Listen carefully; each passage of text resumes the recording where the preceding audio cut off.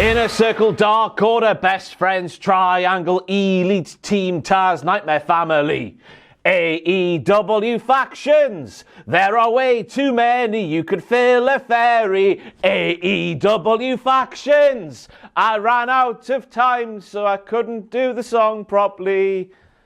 We're doing the Cultaholic Wrestling podcast recording today because Matthew won't work Good Friday, so I ran out of time. What a prick. But of course, on top of that, in terms of factions, on AEW's roster today, we also have the Nightmare Family Wolfpack edition that we got introduced to during last night's thrilling installment of AEW Dynamite, Jurassic Express as well, the Invisible Hands, the Pinnacle, Hardy Family Office, the Game Overs, and Penelope. I don't know what their official AEW name actually is, by the way. The Pretty Lads on AEW Dark as well, and then Darby and Sting, I guess I don't know what they are, but they're just best friends in the entire world, aren't they? And to be honest with you, I just don't think there's enough factions in AEW today. But as for last night's show, I thought it was going along quite all right up until the very end. A big, daft, and stupid main event with the thumbs up at the end from Sue. I got emotional. It was a fantastic way to end the show. But it is Thursday, and you know what that means. It's time to go through all of the AEW WTF moments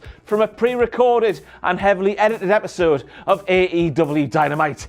We're a little bit light on the ground in terms of WTF moments because they edited most of them out. How dare you? Hit the intro, man.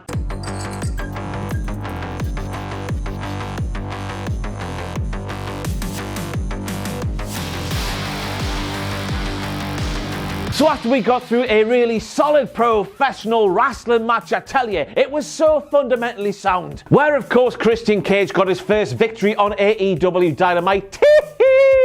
We see Darby and Sting going for a walk late at night, like lovers. And then we hear Darby Allin tell Matt Hardy, the truth is, your body is breaking down and you feel like you don't got what it takes anymore. And in that moment, I learned that Darby Allin is a bad, bad friend. And I say that because Darby Allin said that when he was going on a stroll, a late night stroll like lovers do, of course, while he was with Sting. How could he say that when he's with Sting? Show the Stinger some damn respect, will you, Darby? You can't be saying that about Matt Hardy when Sting's right there. You're just lying to his face. You're buttering him up. A real friend would be telling him exactly how it is. You know what I'm saying, don't you? Maybe that's why I've got no friends. And then we see that happen there, the implosion of the Nightmare Factory family, whatever the hell it is called. But that guy there in the white shirt, that is Anthony Ogogo. He is an Olympic bronze medalist at the 2012 Games. He is a Commonwealth Games silver medalist. He did appear on Strictly Come Dancing, Celebrity Big Brother, all of the big things over here in the UK. But most importantly of all, he appeared on Cultaholic Wrestling's Straight to Hell, nearly a couple of years ago now when he first got signed to AEW. And let me tell you, the bloody passion that man has for the professional wrestling, it shines through in one of my favourite episodes of Straight to Hell that I've done so far in the illustrious history of that show. So no WTF moment here. Well, I guess it is kind of a WTF moment, seeing someone you kind of know, on AEW Dynamite. I'm just plugging the episode because it's fantastic. Go and watch it now. But then you soak in that Nightmare Factory implosion angle. You sit back and realise what the hell has just happened. And yes, I did call them the Nightmare Family Wolfpack Edition in the intro to this video, which of course is true in the realms of the Nightmare Family / Nightmare Factory. But you sit back and you realise that now, as we're stood here in April of 2021, QT Marshall is the Hollywood Hogan of AEW.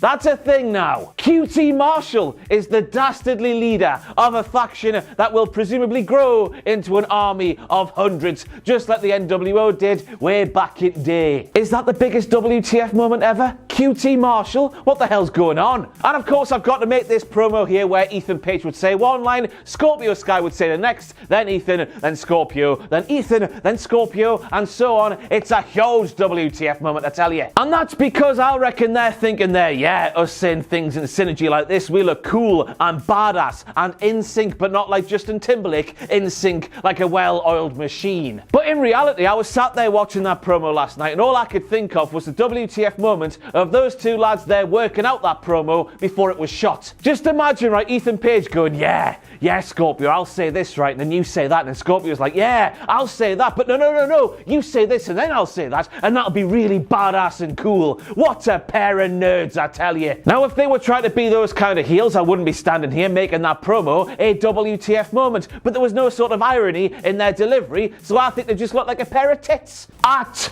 all times, arrest those two men now. I said you should be in jail now, Jake. And then we get inside the trainer's room, and wouldn't you believe it, the trainers don't even have their masks on. Arrest those trainers now. It says on the wall, man. The worst is yet to come, said Chris Jericho right into the toilet water-drenched face of MJF. And this made gimmick infringement Kane blot all over the floor because, get this right, Chris Jericho infringed on his own gimmick. It's gimmick inception. And that's because back when he was fighting Shawn Michaels in the World Wrestling Federation, Chris Jericho said the same thing to the Heartbreak Kid. Some people call that a callback, but not gimmick infringement Kane, because he's a heartless, ejaculating bastard. And did you know that Marco Stunt got a tattoo of King Kong's head on his forearm because, and I quote, "so I can remember to beat that ass"? That is a direct quote from Marco Stunt from last night's AEW Dynamite. A reminder that this show, by the way, is called WTF Moments, and if that's not one, I don't know what is. And then we get to that big, daft and stupid main event of the night, and then we hear Excalibur quoting Garth Marenghi, which is a name I feel like I should know, but a name I don't know. Please don't hurt me, please. Thank you to Jack Atkins, who works here at Cultaholic Wrestling, who got on that there thing where you type some things in with your fingers,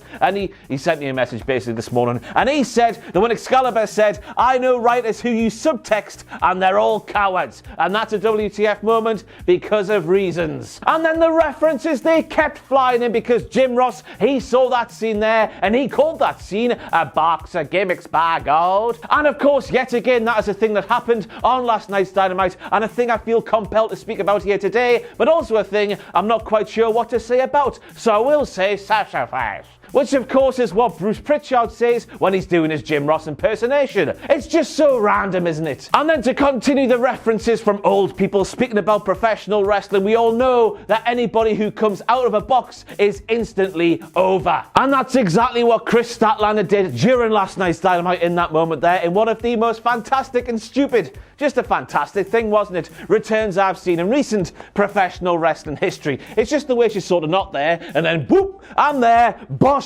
die, Penelope, die. And then we've got to make it a WTF moment, don't we? I guess that Tony Schiavone is sat a bit far away from the ringside area, so maybe he thought that was a real gaming machine that Miro was picking up there, even though clearly it's very hollow and it's very light. But that didn't stop Big Dick Tony Schiavone saying, "My God, look at that strength." I mean, we could all pick that up, couldn't we? Sorry, Tony. And then we end these WTF moments from last night's Dynamite with a really shocking statistic. The fact that now, here today, Sue is 2-0 in street fight, backstage brawls, big, silly, stupid main event things in AEW. She is, quite frankly, unstoppable. And that's it for all the WTF moments from this week's AEW Dynamite. Thank you very much for watching. And before I go, I need to send you, well, each and every one of you who left a positive comment on this week's Raw WTF moments video, or if you sent me a tweet or a DM, an Instagram DM as well. I've seen them all. I don't want to reply to each and every one of them because that would take forever, quite frankly. But thank you so much from the bottom of my cold and dead heart. As you all know, who saw the Raw WTF Moments video announcement, I was fearing the worst, but thankfully it's a crap situation. But your reaction has been nice and sort of made the bitter pill of it all a nicer tasting thing to swallow, so to speak, if that makes any sense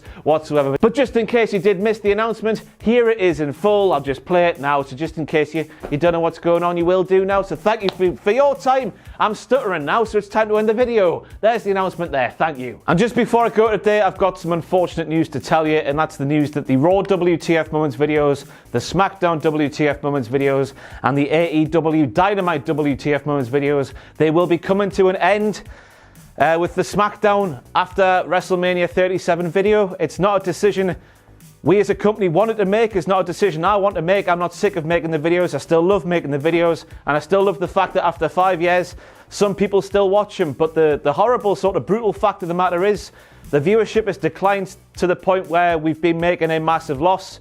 on all of the weekly WTF Moments videos for some time, and quite frankly, as a company, we cannot continue to make such a loss multiple times per week. So just to try and let you understand what the sort of process is, it takes me at least half a day to watch and put the script together and film the videos for SmackDown and AEW, a little bit longer obviously for Monday Night Raw. It then takes Richard, who edits these videos together wonderfully and has done so for the longest time. You must be sick of the sight and the sound of all of this. He's made of strong stuff, that fella. It then takes him a good couple of hours, a few hours at least, to sort of put the video together, put the green screen on, all the cuts and whatnot. Because let me tell you, it doesn't take one take every single time I step in here. It's an absolute mess. And just the sort of period of time it takes to put the video together against what we see back in terms of financials, it just means the series, in terms of the weekly stuff, is not financially viable to continue any longer. But crucially, I should say crucially, pay-per-view WTFs will be continuing. WWE and AEW pay-per-views, the WTF Moments videos for them, they will be continuing. So first of all, since you're watching this video, thank you so much for sticking by me for this long, to be honest with you.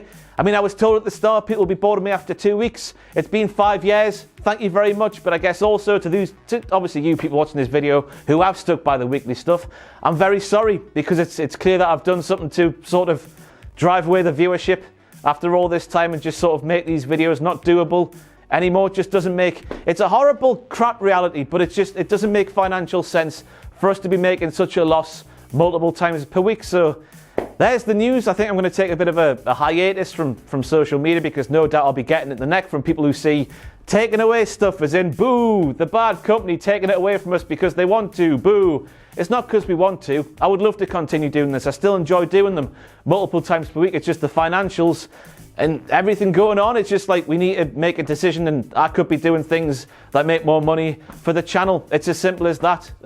It's as I say, it's horrible. And hopefully you understand it's not a decision we want to make. It's a decision we've had to make, and we've held on for as long as we can. But we can't hold on any longer, so thank you, and sorry, I guess. Please be understanding. I'll see you next time.